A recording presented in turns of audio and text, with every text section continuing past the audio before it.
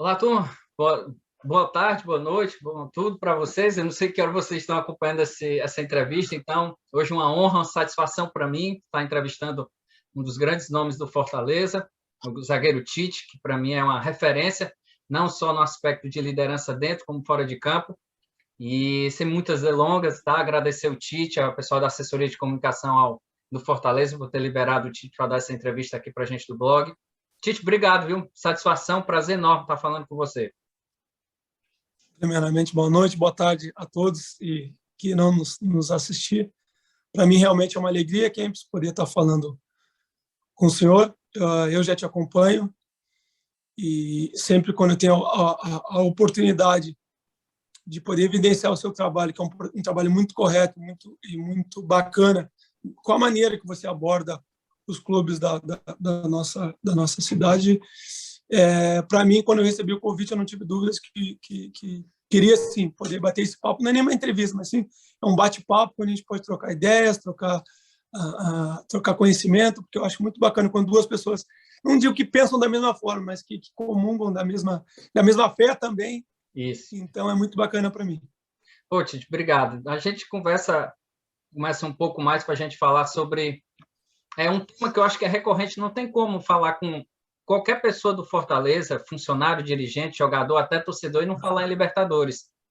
Então, assim, eu queria que você pudesse falar assim, para o torcedor, o que se espera? Existe uma comoção muito grande, Tite, eu acho que de todos os torcedores tricolores, porque é uma competição. Eu acho que você já sentiu alguma coisa, mas há 4 anos, 5 anos, o Fortaleza estava na Série C, e chegar na Libertadores é algo assim incrível. Eu fico imaginando que é como uma Copa do Mundo para o torcedor do Fortaleza, é algo assim mesmo. Acho que o pensamento é esse. Então, queria que você pudesse falar sobre isso, o que é que passa para vocês, o que é que chega para vocês, e, obviamente, a expectativa de vocês para essa Libertadores, que deve começar em abril. Antes de responder a tua pergunta, eu tenho que voltar antes mesmo de ter assinado o contrato com Fortaleza. Quando eu recebo o contato do presidente Marcelo, eu fui entender um pouco o que era o Fortaleza. Eu sempre acompanho aquelas festas que a torcida fazia no estádio, porque eu sempre sou um apaixonado pelo futebol e sempre gostei muito de torcer, assim, de ver aquele o entorno, não só o jogo de futebol, mas o entorno, tudo que traz um jogo de um esporte como é o futebol. E eu sempre acompanhava muito a torcida, sempre via aquelas festas que o Fortaleza fazia, sempre aquelas imagens pareciam muito coloridas para mim, porque aquele tricolor me chamava muita atenção. E aí eu fui entender um pouco. Quando o presidente Marcelo me faz o convite, eu fui na internet. Eu fui entender um pouco da história do que era o Fortaleza. E aí me deu da fundação até se tornar o clube da garotada. Eu não vou saber precisar a linha de tempo, assim, mas me chamou muita atenção da forma como o Fortaleza veio sendo construído. E aí chegamos nos anos que o Fortaleza passou pelas divisões de acesso e não conseguia o tão sonhado acesso à primeira divisão do futebol brasileiro. Mas como eu pude acompanhar, eu pude entender que tudo isso foi planejado lá atrás. Tudo isso que a gente está vivendo hoje, que é a Libertadores, que é tão sonhada a vaga conquistada, foi tudo que foi há 4, 5 anos, foi colocado num papel e tudo aconteceu da maneira como tinha que acontecer. Por quê? Porque o clube se reestruturou financeiramente, primeiro de tudo. O clube entendeu a força que tinha e que tem no seu torcedor, porque o principal ativo do Fortaleza, eu sempre falo para todos, é o seu torcedor. Porque hoje a gente é um clube de massa, é um clube que enche estádio, é um torcedor que compra, que está sempre querendo incentivar de alguma forma. A gente vê as campanhas que o nosso marketing faz, o nosso torcedor sempre chega junto, e isso é muito bacana, porque eu venho de um clube, que é o Internacional de Porto Alegre. Acho que foi um dos primeiros clubes que fez aqueles programas de sócio. Isso. E que deu um boom, e que hoje o Internacional, muitas das suas receitas vêm através dos sócios. E hoje o Fortaleza também está começando a caminhar por esse sentido. Então, tudo isso que a gente está conversando, que a gente está podendo viver hoje, são coisas que há 4 anos atrás, de repente, para os olhos de quem viu Fortaleza de longe, parecia inviável. Mas para quem estava vivendo no dia a dia do Fortaleza, para quem senta com o Marcelo e entende um pouco do que ele desenhou para o clube, hoje a gente vive a tão sonhada Libertadores. Agora, respondendo a sua pergunta, quase que diariamente a gente vive esse sonho de Libertadores, sabe? A gente vive esse desejo que comece logo a Libertadores. A gente fica no anseio do sorteio, a gente começa a fazer mapeamento, a gente vê os mapeamentos. O Fortaleza pode pegar times, sei lá, daquela região, daquela outra região. Isso tudo cria um desejo muito grande, uma ansiedade boa, sabe? Um sentimento muito bom. E naquele último jogo contra o Bahia, aquela festa foi algo assim para mim que eu só via através das imagens, sabe? Eu falo para todo mundo que aquilo foi exatamente aquilo que eu sonhei e busquei quando eu aceitei o convite do Fortaleza. Então, ter vivido aquilo. E eu já começo a criar expectativa para a Libertadores. Como será o primeiro jogo? Como a torcida vai nos receber no primeiro jogo? É claro que a gente sonha com a Libertadores, a gente pensa na Libertadores, mas a gente tem que construir primeiro o quê? Uma Copa do Nordeste forte, fazer um Fortaleza cada vez mais forte, o Cearense da mesma forma, porque isso vai nos dar a certeza e a tranquilidade, entre aspas, de estar desenvolvendo um trabalho que, quando chegar na tão sonhada Libertadores, a gente vai estar preparado para dar o melhor para o nosso torcedor. Show de bola. Excelente explicação. Boa mesmo. Muito bom. Quero fazer outro ponto agora, mais um pouco pessoal. Dá para a gente perceber, né, principalmente no seu Instagram, você está segurando um texto aí, essa parte da religiosidade, né? Você é bem católico, eu também sou católico. Eu gosto muito da leitura da Bíblia, também leio todos os dias a Bíblia. Estou começando pelo Antigo Testamento, já estou bem, já passei muito. Mas, enfim, queria muito que você pudesse me dizer quais são as passagens que você gosta de ler, se você tem alguma preferida. Por exemplo, eu gosto muito do Filho Pródigo, acho magistral o Filho Pródigo, é uma passagem cativante, emocionante. O Sermão da Montanha também, de Mateus, não o de Lucas, mas gosto muito do de Mateus, acho lindo também o Sermão da Montanha. Então, gostaria que você pudesse falar um pouco sobre essa parte do catolicismo. Você é um católico, hoje em dia é difícil, né? Geralmente é mais evangélico, mas é interessante ver esse seu lado católico aparecendo não só no dia a dia, mas também nas redes sociais. Eu acho que é uma forma até de cativar algumas pessoas que não conseguem seguir para esse lado da religiosidade. Na verdade, Kempis, eu ter aceitado o convite do Fortaleza passa muito pela minha religião. Eu vou contar uma pequena história só para você entender o porquê disso. Quando eu decido voltar para o Brasil, como lá na Turquia era um país muçulmano, da sua grande maioria, e acho que tinha uma missa só, uma igreja católica só, na cidade que eu estava, eu acompanhava muito as missas pela internet, acompanhava muito as leituras diárias também pela internet. E quando eu recebo a ligação do presidente Marcelo, depois veio outros convites para outros clubes, eu me sento na frente durante uma das lives do Instituto Hesed, por isso que eu tenho tanto carinho e apreço por esse instituto, porque foi através deles que Deus falou comigo naquele momento, porque eu estava com algumas dúvidas na cabeça. E durante uma das lives eu tive a certeza que era o Fortaleza, que seria a minha casa, que seria o meu porto seguro. E aí, quando eu chego aqui no Fortaleza, eu entendo que às 6 horas da tarde toca uma canção em louvor à Ave Maria. Então, começa tudo a fazer sentido para mim, por que eu vim ao Fortaleza.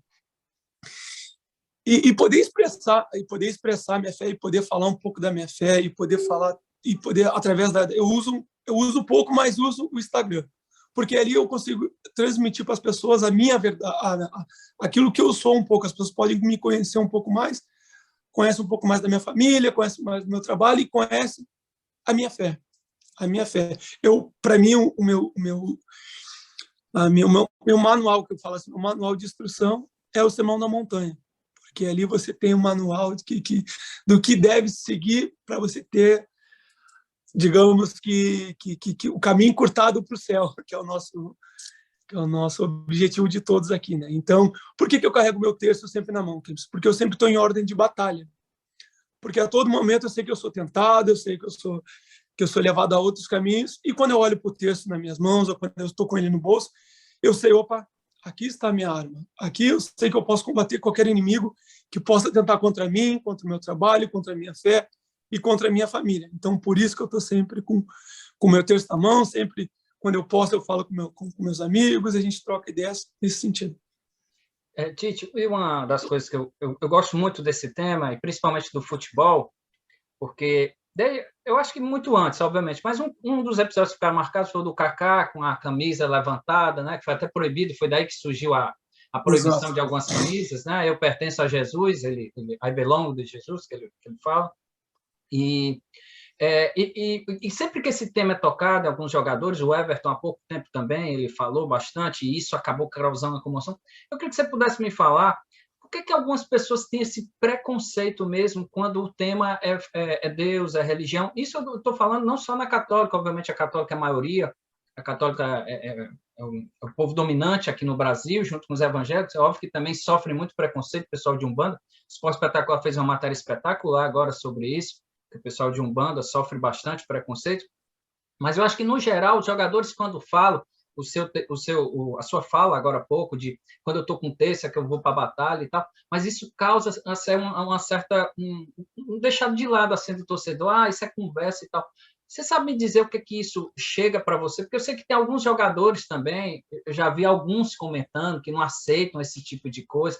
Na matéria do Esporte Espetacular, por sinal, o Fábio Santos, que é católico, ele fala isso, que alguns estavam desprezando ele por ele ser religioso, e ele acaba explicando para algumas pessoas. Então, queria que você pudesse, na sua visão, o que você acha que existe esse preconceito com alguns jogadores, e principalmente, obviamente, por causa desse lado religioso? Na verdade, o que acontece muito é que a gente que convive e vive no meio do futebol, e a gente conversa com muitas pessoas, as pessoas primeiro sempre têm um preconceito com um jogador de futebol, no sentido de achar que o jogador é baladeiro, achar que o jogador gosta de festa, de mulheres, disso, de aquilo. E, de repente, no passado, poderia acontecer. Hoje, não mais. Hoje, eu digo com propriedade, é claro que existem alguns casos, existe, mas hoje o jogador é muito mais profissional, no sentido de se cuidar mais, de se alimentar, de todos os sentidos. E hoje o jogador é muito mais... Não é nem um jogador de futebol, e sim um atleta. E aí, dentro disso, vem essa situação da fé. Muitas vezes a gente, não vou dizer que escondia a nossa fé, mas a gente tinha uma fé mais reservada, procurava o melhor momento para rezar, procurava o melhor momento para vou me adaptar com isso. Não, hoje eu vejo jogadores cada vez mais demonstrando a sua fé. Eu vejo o Everton colocando sempre o seu terço do lado da trave, atrás do gol. Eu vejo outros jogadores também demonstrando a sua fé. E isso o futebol e a sociedade toda vai entendendo que ali não está só um atleta de futebol, mas está um ser humano que tem sua fé, que tem a sua religião, que também tem as suas dificuldades, mas através da sua fé consegue vencê-las. E assim, eu entendo que hoje eu estou numa posição de uma referência. E as pessoas têm que me conhecer o que é não só o Tite, mas tem que conhecer o que é o Christian, o que o Christian gosta, o que ele defende, qual a fé dele. E hoje eu fico alegre, por quê? Porque as pessoas não conhecem só o Tite, jogador de futebol. Eles conhecem o atleta, o ser humano, que tem a sua família, que respeita os princípios, que vai aos domingos, vai à missa, que sempre quando pode está procurando estar inserido dentro dos problemas que a nossa sociedade convive num todo. E por isso que eu estou gostando muito eu já abrindo já outra, gostando muito desculpa até me alongar, Não, mas sem problema. Eu estou gostando tanto do Ceará e de Fortaleza, porque eu estou cada vez mais entendendo que quantos carismas católicos existem nessa cidade, quantas benfeitorias estão sendo feitas através da fé, através da religião.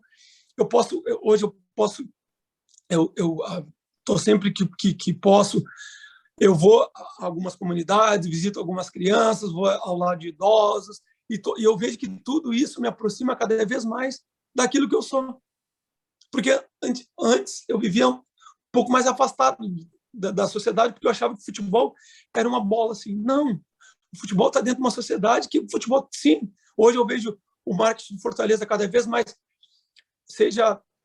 em todas as questões, e principalmente tratando das dificuldades que o nosso povo vive, sabe? E o futebol, com a força que tem, com a visibilidade que tem, não poderia ser diferente, entendeu? Então, eu dou os parabéns também para o Fortaleza por ser um clube muito aberto a essas questões. Pô, muito, é um tema muito instigante, dava para a gente passar aqui umas 2 horas conversando, são tantos assuntos que dava para a gente falar, mas queria falar de outro assim que me incomoda também, fugindo um pouco, voltando para o lado do futebol, Tite, é a seleção brasileira. A seleção aparentemente se distanciou um pouco, e você que estava lá na Europa, Ásia, lá na Turquia, queria que você pudesse me falar qual era a visão que você tinha. Há um sentimento dentro do país de que a seleção não valoriza aqui, tanto que foi uma comoção muito grande que a seleção fazia os amistosos na Europa, em Londres, né, no estádio do Arsenal. Então, se afastou muito, obviamente não ganha desde 2002 uma Copa, mas isso acabou afastando. E na visão dos jogadores, vocês têm essa visão de que seleção é distante, que não se aproxima do povo? Eu sei que você já está com a idade que não sei se ainda aspira a jogar na seleção, mas o que você poderia falar sobre seleção, até para os mais novos, a galera que está chegando, o que você pensa, o que você pode falar sobre seleção? Kempis, como eu disse, que eu sou torcedor e amo futebol, e eu sou daquela época que a gente pintava as ruas, enfeitava as casas, botava as bandeiras, e isso tudo aproximava muito o povo da nossa seleção brasileira. Com o passar do tempo, pode passar por isso também, pela a seleção ser distanciada, porque tem muitos jogadores hoje atuando no futebol europeu, então, até por questão de logística, se torna muito mais fácil, não queria usar essa palavra, mas se torna mais fácil fazer amistosos internacionais sendo na Europa, pela distância que os nossos jogadores estão. Isso tudo contribui para que a gente tenha esse afastamento do nosso povo brasileiro. Mas a nossa camisa é uma das camisas mais... A nossa seleção é uma das camisas mais vitoriosas do futebol mundial. E a gente só entende o que é o nosso futebol brasileiro quando a gente está lá fora. Quando você chega lá fora, você entende o quanto de respeito as pessoas têm pela camisa verde e amarela. Eu estava na Turquia e quando você fala que é brasileiro, os caras já associam o futebol. Você fala, eu sou brasileiro. Alex de Souza, que foi o Alex, que foi uma figura emblemática lá no futebol da Turquia, tem estátua, tem tudo. E isso tudo, por quê? Porque a força que o nosso futebol brasileiro tem, e às vezes a gente menospreza um pouco a nossa liga, não tem aquele incentivo, e a gente acha que a gente não é uma potência do futebol mundial, e é totalmente o oposto, porque as pessoas nos veem como uma potência, uma referência do futebol. Não é à toa que a gente deve ser o país que mais exporta jogadores. A gente é um dos países que mais exporta jogadores. Eles vêm buscar aqui a nossa... Talvez seja por isso também, porque está cada vez mais jovem, os jogadores cada vez com 15, 16 anos já estão fazendo essa passagem para a Europa. E isso acaba os jogadores não criando identidades que seriam como acontecia antigamente. Os jogadores permaneceram muito tempo nos seus clubes e hoje são raras exceções, e hoje cada vez mais jovens jogadores estão indo para a Europa, e isso tudo contribui para que a nossa seleção se afaste um pouco do torcedor. Do povo brasileiro, do torcedor. Mas um ano de Copa do Mundo, um ano que nossa seleção está muito bem preparada, com um treinador que eu tive a alegria de poder ter trabalhado no Internacional. É um cara estudioso, é um cara que é uma referência também no futebol mundial, o Tite. Então, eu tenho certeza que esse ano será um ano vitorioso e que a gente possa conquistar aí o nosso Mundial, que isso também, o título aproxima cada vez mais também. Os títulos, uma Copa do Mundo aproxima o povo da seleção. Sem dúvida, Tite. A gente está caminhando para o final aqui. São inúmeras perguntas, mas vou tentar resumir outras aqui. Queria que agora você pudesse falar, Tite, a vida lá na Turquia. É um país completamente... Dizem, né? Eu não sei, eu não visitei a Turquia, mas falam que é o país mais cosmopolita do mundo, né? É onde há todos os povos, né? Por justamente ligar a Ásia à Europa, né?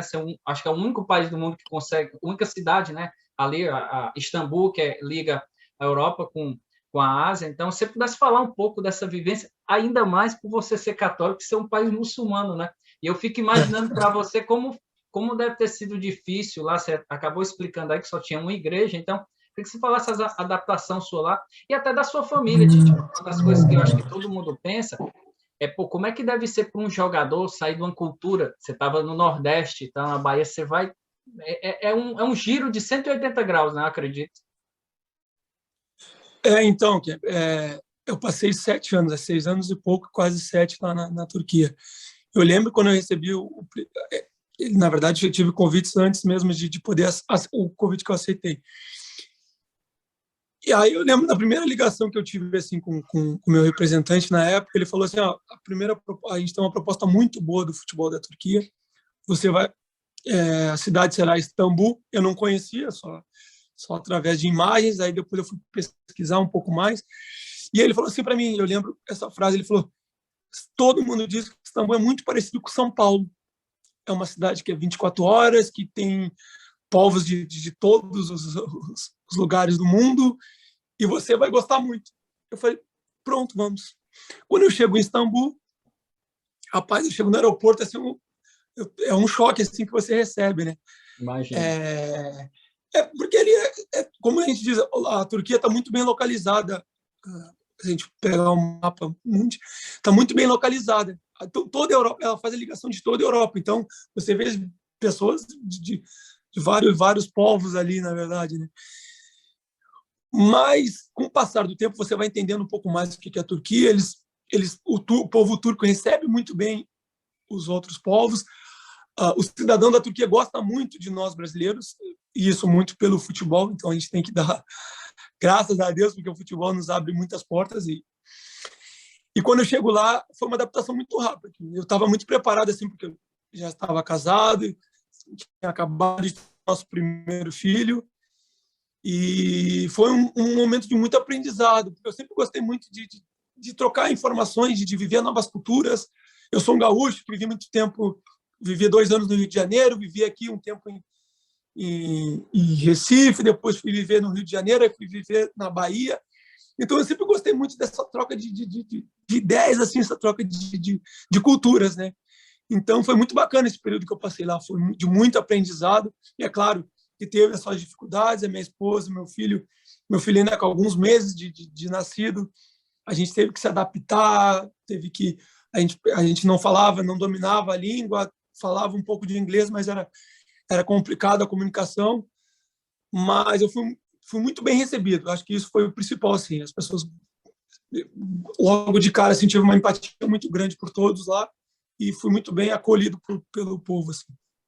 Show de bola. Tite, a gente vai ter que encerrar. Eu queria ficar muito mais tempo. A conversa é muito boa. Acho que poderia... Não, mas pode fazer 2 perguntas, assim, que fica à vontade. Ótimo, ótimo. Então, queria que você pudesse... A gente até falado um pouco mais sobre isso. Eu queria que você voltar um pouquinho o tema lá da religião, Tite. Hoje em dia, a juventude, os jovens, por exemplo, minhas filhas aqui, elas são muito baseadas no que eu sou, né? Eu sou católico, mas a mãe delas é evangélica, então a gente é separado e tal. E a gente tenta, obviamente, eu puxo pelo lado do católico, né? Acredito que...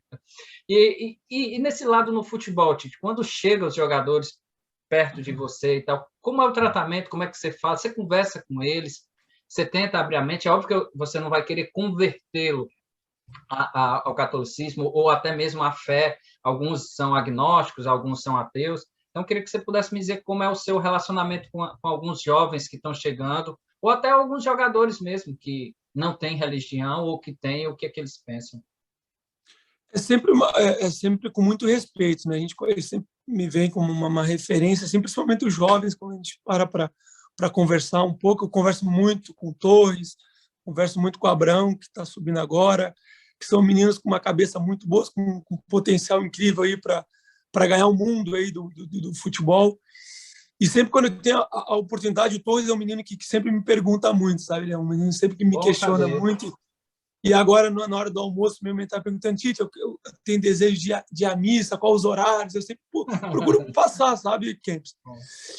E eu sempre deixo muita vontade, assim, todos, né? Porque cada um tem a sua religião e tem a sua fé. É claro que eu sempre exponho a minha fé, eu sempre gosto de falar, quando eu tenho a oportunidade, que sou católico, sou praticante, gosto de ir à missa, gosto de rezar meu texto todos os dias, porque eu acho que é isso que Deus quer de mim, por isso que Deus me colocou aqui, sabe, no Fortaleza hoje. Não foi só para jogar futebol, não foi só para viver de futebol, sim, para proclamar a minha fé, daquilo que eu entendo. Então, quando eu tenho a oportunidade, sempre estou falando.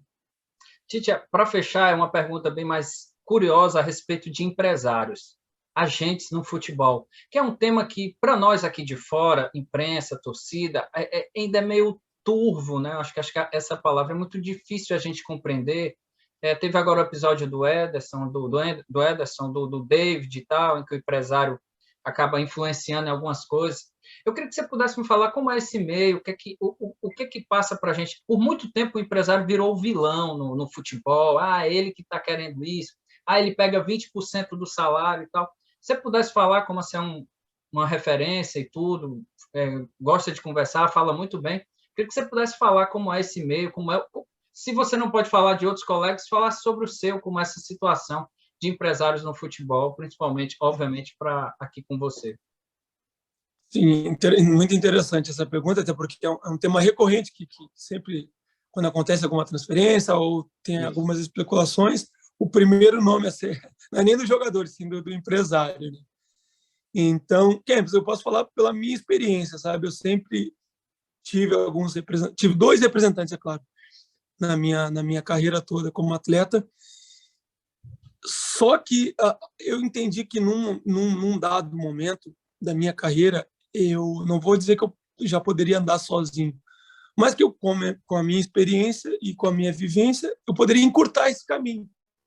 Tanto quando o Marcelo me liga, o Marcelo conversa comigo, não conversa com terceiros, não conversa com o Tite, assim. E eu entendo que um jovem em formação, e hoje o menino com 13, 14 anos já tem um empresário. Exato. Na minha época, era quase que impensável. Assim, um menino de 13, 14 anos já tem um empresário, já tem um contrato, já tem patrocínio, E isso está cada vez mais, vou dizer, cada vez mais normal. Né? É um normal difícil de entender. Como um menino de 13 anos tem contrato, tem empresário, e daqui a pouco o empresário tira daqui, coloca em outro clube e acaba desvalorizando o próprio atleta, porque o menino acaba não criando nenhuma identidade no seu clube. Isso. Tudo bem, a gente tem que pensar, porque a gente tem que pensar pelo outro lado também. A carreira de um atleta de futebol é muito curta. E não pense e as pessoas que eu quero não sei onde é que espero que o nosso vídeo alcance muitas pessoas, porque é bacana. E as pessoas pensam que o futebol é aquele sonho que só dá coisas boas, que só acontece, que é contratos milionários, que é televisão, que é patrocínios, e não. A gente tem uma grande parte, acho que 95%, eu não vou, mas 95% ganha menos de um salário mínimo, digamos assim. E uma pequena minoria tem contratos astronômicos, que é o que sai na mídia, que aí o torcedor acaba tirando aquilo como uma verdade única do futebol no Mundial. Mas não. E aí que entra o empresário, porque o empresário, muitas vezes, ele quer fazer o negócio acontecer, porque para ele é mais lucrativo que o jogador fique rodando, que o jogador fique girando, para que ele tenha o seu ganho também.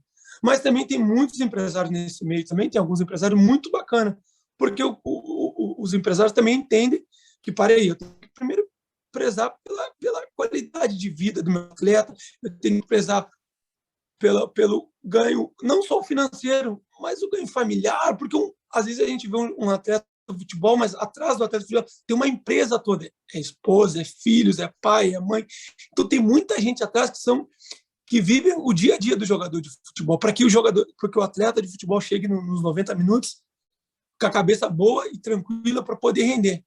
Então, desde que eu comecei a entender isso, calma aí, Tite, tu tem que estar bem para que você consiga render no futebol. Para que eu esteja bem, a minha esposa tem que estar bem, meus filhos têm que estar bem. Então, aí o empresário passou a ser não só um empresário de futebol, mas passou a ser mais um membro da família, mais um membro dessa grande empresa. Porque o atleta de futebol é uma empresa. E a gente tem que se ver como uma empresa que tem lucros, mas que tem déficits, que tem várias outras situações, entendeu? Então, nós que vivemos o futebol, que cortar essa relação de agente de futebol. Não. Ou você é um parceiro, é um amigo do seu atleta, ou você acaba só sendo mais um que está fazendo negócio, que quer ter seu ganho, mas que não pensa no clube, que não pensa no jogador. Show de bola, Tite. Pô, muito obrigado, Tite. Como eu disse, eu queria até que essa entrevista tivesse sido ao vivo, porque seria melhor ainda para a gravação. De vez em quando tem uma falha da internet, eu acho que o internauta, o pessoal que acompanha o blog vai perceber, mas o importante é que eu acho que deu para esclarecer alguns temas. Eu queria que fosse muito mais temas, porque a conversa é muito boa, flui muito, então só tenho que agradecer os meninos aí da comunicação, o Bruno, a Thaís, o Vinícius, e mais uma vez agradecer você. É um papo muito bom, uma conversa ótima. Eu já tinha tido uma conversa assim com o Boeck, é muito bom conversar com pessoas que se abrem, são sinceras, falam de temas não só apenas de dentro do campo, mas ainda bem também uns temas muito bons fora de campo. Obrigado de coração. Eu posso falar que Deus abençoe, com muita saúde, muita paz para você Amém. ficar muito tempo ainda nesse meio e nos dar ótimas entrevistas também.